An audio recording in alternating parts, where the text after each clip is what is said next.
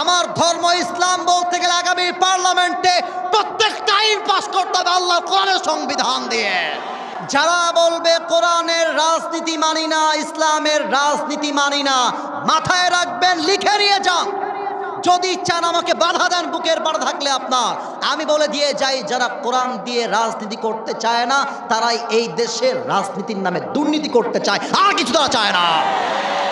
অতএব তুমি মিয়া বলবা আমি ভাই মুসলমান, ওরে ভাই কোরআনটা রাখবা মসজিদে, কোরআন রাখবা মাদ্রাসায়, কোরআন রাখবা মাহফিলে, কোরআনটা আবার সংসদে কেন, কোরআনটা পার্লামেন্টে কেন?